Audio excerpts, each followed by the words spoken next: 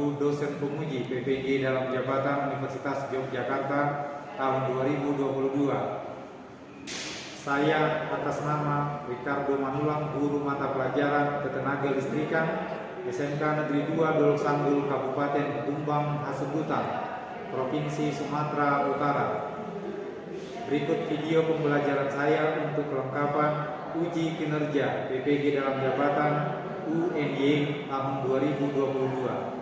Untuk lebih jelasnya, berikut video pembelajaran yang saya laksanakan. Mohon kritik dan saran dari Bapak dan Ibu. Demikianlah pengantar saya ucapkan terima kasih. Selamat pagi, anak-anak. Selamat pagi. Semangat ya. Jadi kita sampai sekarang di pembelajaran berikutnya setelah kita minggu yang lalu bertemu di alat-alat dan bahan gambar, ya. Ya. Jadi minggu lalu kita sudah mempelajari tentang bagian daripada gambar teknik listrik ini, yaitu alat dan bahan. Jadi untuk memulai pelajaran kita, seperti biasa, marilah kita berdoa sesuai dengan agama kepercayaan kita masing-masing. Posisi sikap siap di dalam posisi masing-masing. Doa kita mulai.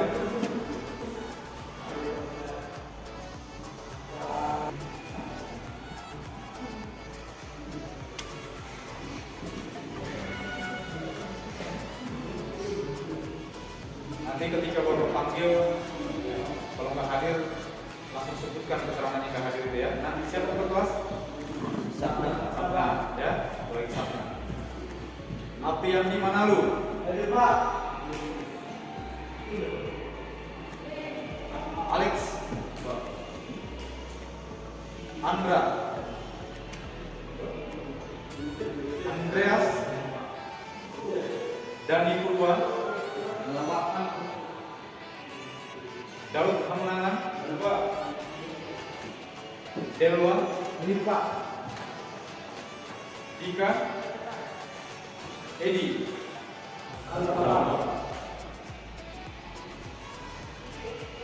Erikson. Erwin. Farman.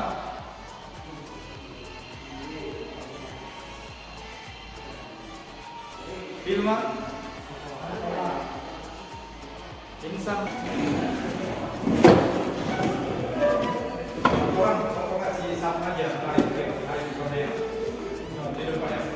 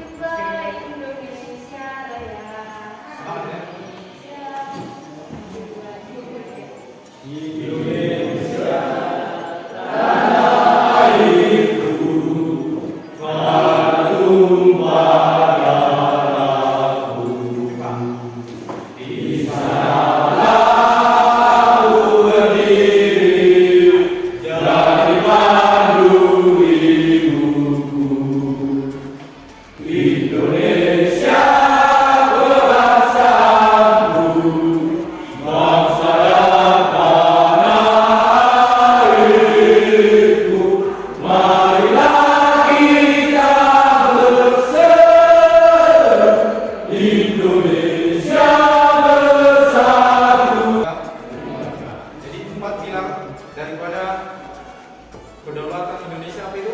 Yang pertama tadi NKRI, Pancasila, Undang-Undang Dasar 1945, yang terakhir Bhinneka Tunggal. Jadi itu bentuk semangat kita, motivasi diri kita semangat. Jadi pelajaran ini pun kita harus semangat karena kita ada tujuan, ya. Kita punya tujuan seperti yang Bapak sampaikan tadi pagi, masih diingat kan? Ya, di lapangan tadi. Jadi yang kita lakukan sekarang ini proses dan akan kita capai nanti di kemudian hari sebagai hasil. Karena hasil yang kita dapat adalah melalui proses yang kita jalankan. Hasil tidak akan mengkhianati proses. ya, hasil tidak akan mengkhianati proses. Jadi kita sudah menyinggung tadi di awal tentang pembelajaran yang sudah kita pelajari sebelumnya, yaitu mengenai alat dan bahan. Coba melalui pembelajaran minggu yang lalu, apa-apa saja yang termasuk daripada alat dan bahan gambar? Siapa bisa? Alat dan bahan gambar? Apa itu yang pertama? Gambar. Yang kedua? Baru? Garis. Baru? Menghapus. Sudah? Warna. Jadi ada pun tujuan pembelajaran daripada materi ini, yaitu ada 5. Yang pertama, peserta didik mampu memaksimalkan penggunaan alat gambar teknik sesuai fungsi dengan cermat. Jadi nanti kita bisa memaksimalkan penggunaan alat gambar yang kita punya. Karena di dalam jurusan kita ini, teknik ketenaga listrikan ini memang membutuhkan gambar ketika membuat suatu rangkaian instalasi, ya. Jadi ini tujuannya nanti untuk menggambar instalasi di dalam rumah, di dalam gedung, dan di dalam bangunan-bangunan yang lain. Lalu yang kedua, peserta didik mampu menampilkan standar gambar teknik dengan akurat. Jadi standar gambar itu ada, tidak ada asal digambar. Dia mempunyai aturan-aturannya, skalanya, yaitu perbandingan gambarnya, letak cara menggambarnya, misalkan letak lampu dengan letak saklar, ada aturannya. Ketika kita mau menempatkan saklar itu di mana biar tidak terganggu dan memudahkan ketika kita memasuki ruangan ini. Nah, jadi dengan akurat. Misalkan nggak mungkin kita buat lampunya di sini, saklarnya di belakang pintu, itu nggak mungkin kan? Nah, jadi kita harus juga memikirkan agar pemakai nyaman dan tidak kesulitan dalam menggunakannya, gitu ya. Pasti kita nggak mungkin misalkan begini juga, lampunya di sini, saklarnya jauh dari pintu, nggak mungkin. Jangan biasakan ini. Karena misalkan gelap, tapi harus kita mencapai titik itu dulu kan. Nah, padahal anjurannya adalah ketika kita masuk pintu, pun harus dekat jangkauan kita, gitu ya. Nah, jadi itu analisanya. Jadi kita di sini berimajinasi, gitu. Jadi di gambar itu kita berimajinasi. Lalu tujuan yang ketiga adalah peserta didik mampu menggambarkan prosedur menggambar diagram instalasi peralatan listrik dengan benar. Peserta didik mampu merencanakan prosedur menggambar rangkaian kontrol motor listrik secara mandiri dan bertanggung jawab. Nah, jadi tidak hanya di penerangan, tapi juga di motor listrik. Ini juga banyak rangkaian-rangkaian.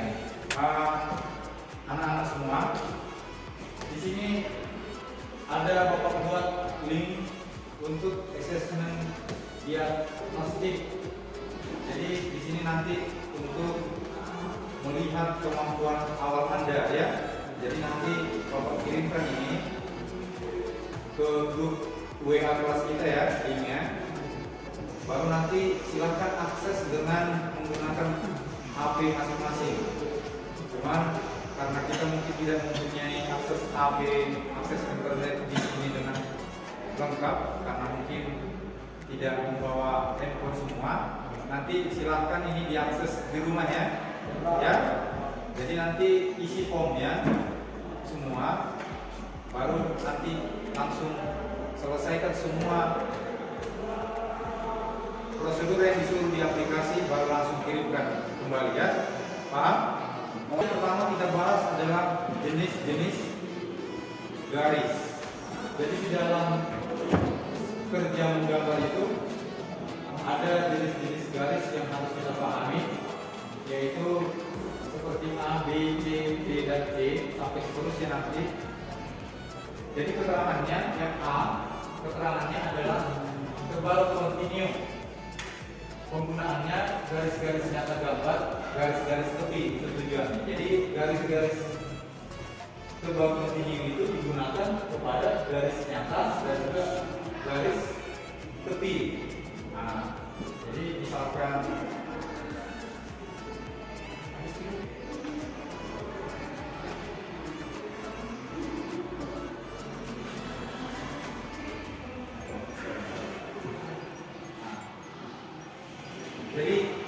ini kertasmu, nah ini digunakan di garis tepi gitu. Jadi itulah untuk garis tebal kontinu. Baru yang B, tipis kontinu, dia lebih cenderung sama dengan yang A, tapi dia lebih tipis. Dia digunakan kemana? Itu dia. Terus sampai 7 itu. Garis-garis berpotongan hayal, garis-garis ukur, garis-garis proyek atau batu, garis-garis penunjuk, sampai yang keterangan 7 itu. Dua dikit,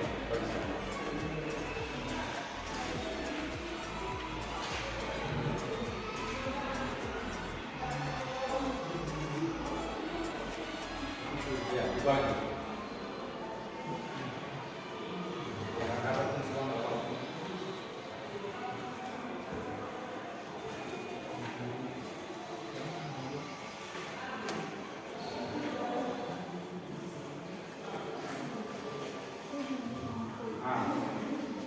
Jadi di keterangannya itu, jadi di dalam gambar kan harus ada kita buat garis tepi ya. Misalkan 2 cm dari pinggir, masing-masing 2 cm dari pinggir gitu ya. Lalu yang berikut adalah garis tipis kontinu bebas. Jadi dia namanya juga bebas, bisa melengkung ke bawah, bisa melengkung ke atas. Penggunaannya bagaimana? Garis-garis batas dari potongan sebagian atau bagian yang dipotong bila batas-batasnya bukan garis bergores tipis. Nah, itu penggunaannya ya. Baru yang berikut, yang D, yaitu jenis garis tipis kontinu dengan zigzag gitu ya. Jadi untuk simbol-simbol listrik ini kita gunakan ini kan. Misalkan itu gambar, kita mau menggambar simbol resistor misalkan, kita memakai itu kan, ya kan? Ya, menggambar simbol daripada dioda transistor, kita menggunakan garis-garis zigzag seperti ini, ya kan? Itu kegunaannya.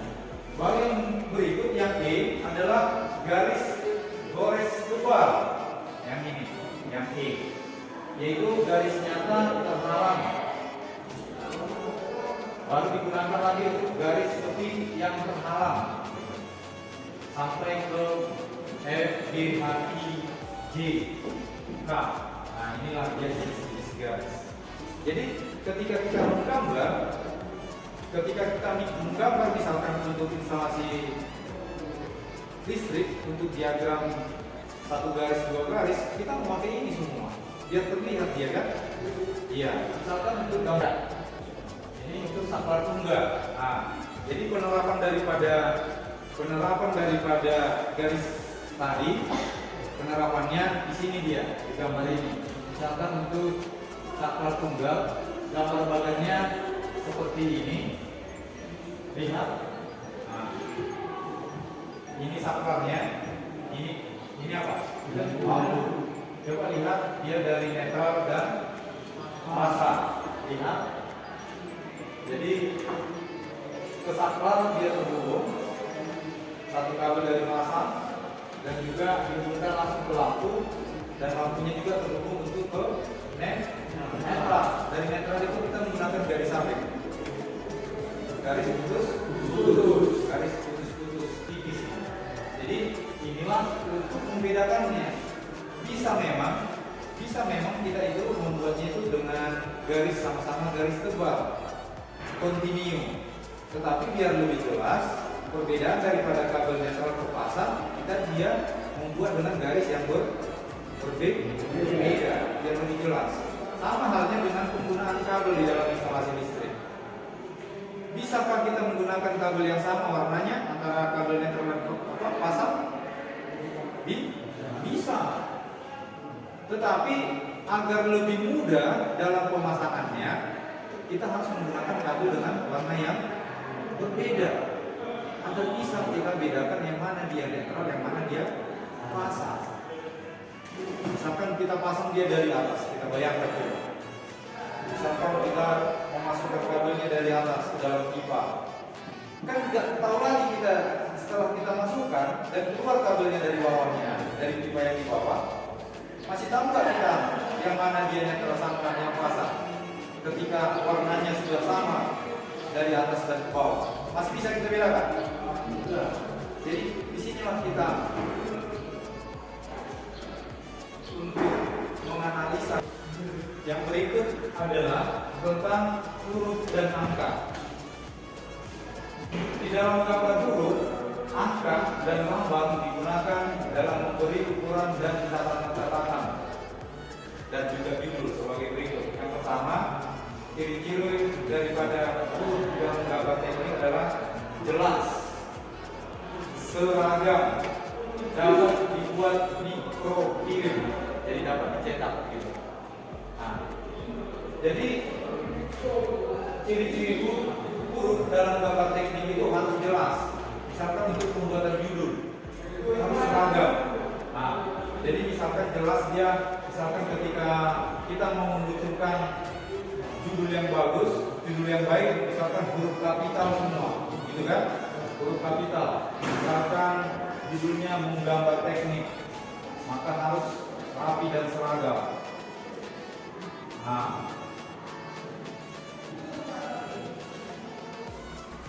dan ukurannya harus sama. Dan jenis hurufnya juga harus sama.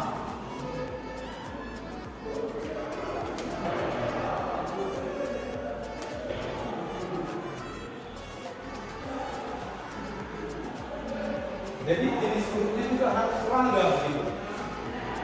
Artinya seragam bagaimana? Misalkan di sini sudah M yang seperti ini, jangan lagi kamu membuat M yang berbeda di sini. Misalkan sudah di pertamanya M seperti ini, menggambar yang di sini M-nya berubah jadi seperti ini. Gak boleh. Gak boleh kan? Nah, misalkan A di sini sudah gambarnya seperti ini. Dan juga untuk A di huruf berikutnya harus sama, nggak boleh lagi A yang seperti ini, gitu kan? Nggak boleh, harus seragam dan jelas, ukurannya sama. Nah, itulah dia untuk gambar huruf, angka dan lambang. Sama dengan angka pun seperti itu. Ketika angka kita di sini misalkan ada contohnya di sini.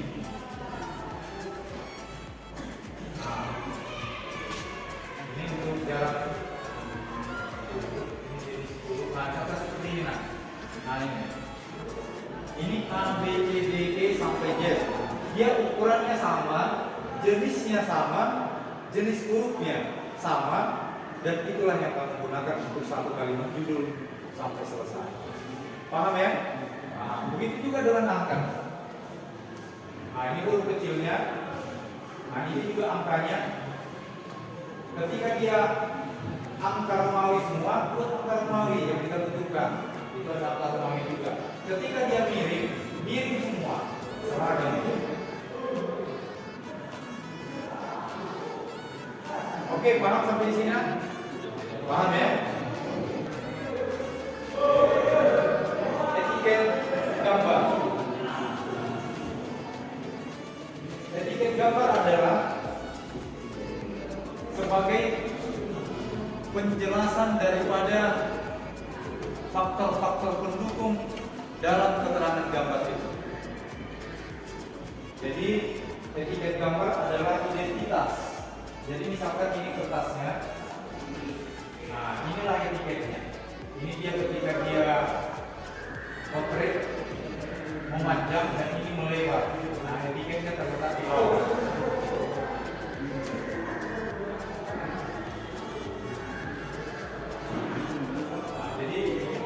dia kepala gambar atau etiket. Merupakan suatu identitas yang dapat menjelaskan berbagai keterangan pendukung sebagai pelengkap gambar. Jadi contoh-contoh etiket seperti ini. Nah, ini judulnya, ini nama sekolah kita, dan inilah jenis daripada keterangan-keterangan pendukungnya. Misalkan diperiksa siapa, waktu menggambarnya jam berapa, dan juga ukuran daripada etiket itu juga harus jelas. Nah, ini ada beberapa.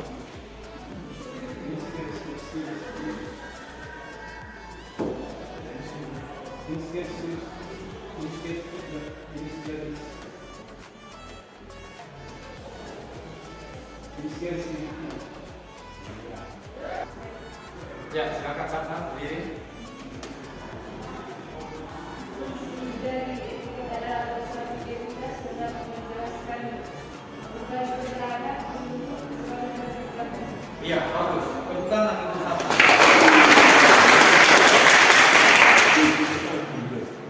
Jadi etiket adalah suatu identitas daripada gambar itu untuk menjelaskan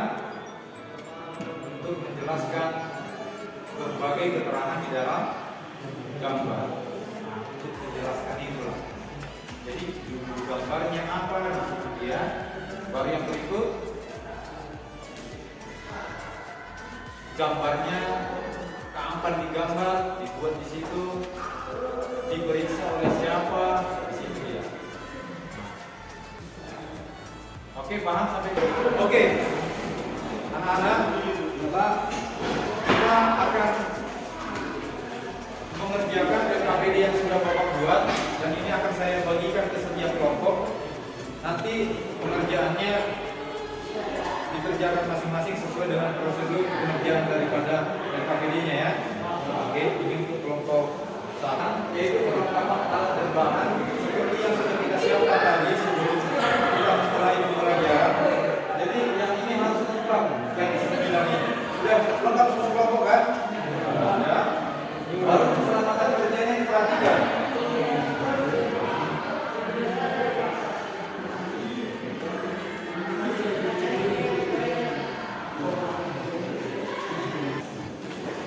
Sudah jelas di situ. Coba dibaca keselamatan kerjanya. Memang kalau keselamatan kerja di sini tidak seperti keselamatan kerja ketika melakukan praktek instalasi. Enggak. Dalam menggambar hanya yang kita pikirkan adalah bagaimana keselamatan daripada alat dan bahan, gitu kan? Iya. Jadi peralatan pensil bagaimana supaya tidak rusak, kertas gambarmu juga bagaimana supaya bersih, rapi, gitu ya. Oke, semua bekerja, perhatikan prosedurnya tadi, dan di situ Bapak lampirkan juga bagaimana penilaiannya. Jadi supaya kalian paham yang mana yang nilainya lebih baik di dalam pengerjaan LKPD-nya ya. Oke, silakan dikerjakan.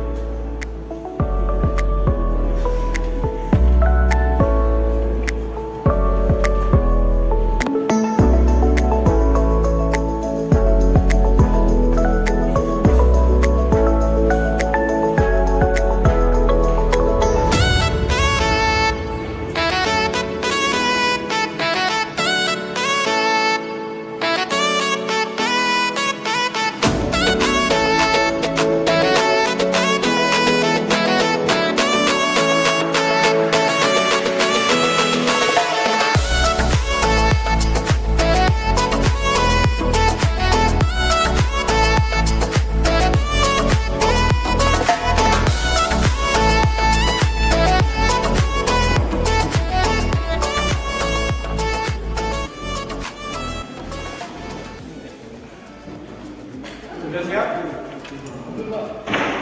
Oke, Bapak kasih waktu 2 menit lagi ya. 2 menit lagi langsung kumpul ya.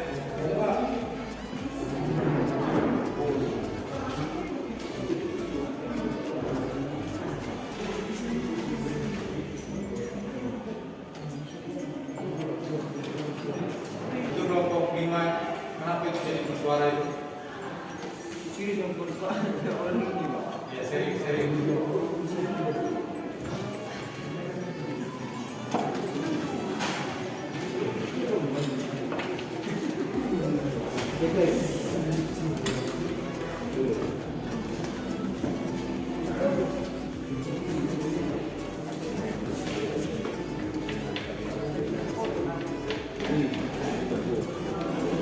Ayo, kumpul ya.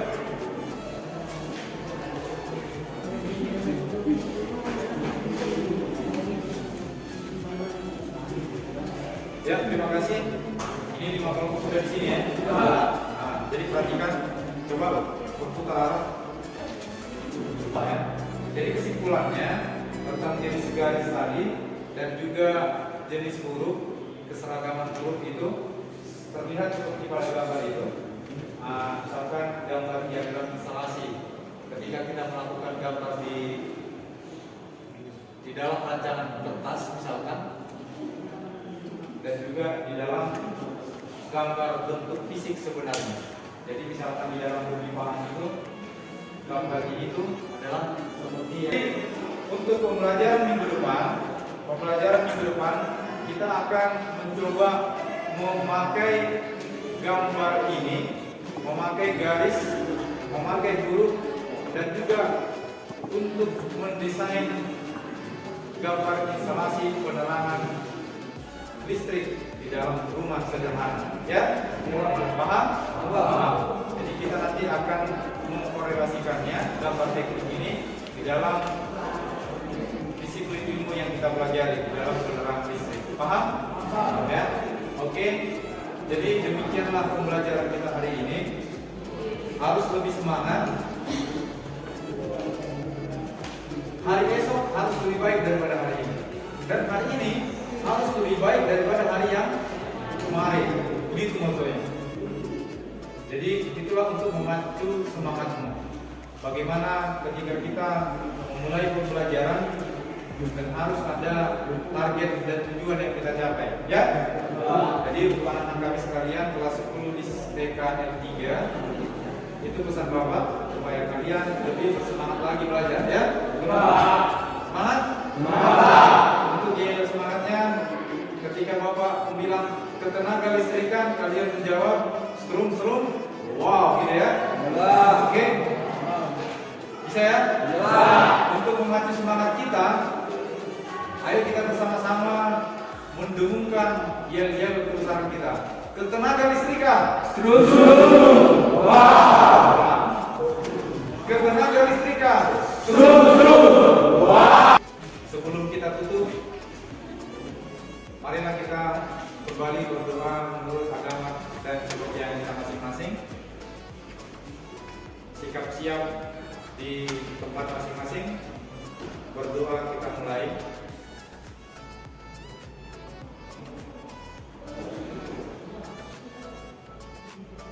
Berdoa selesai.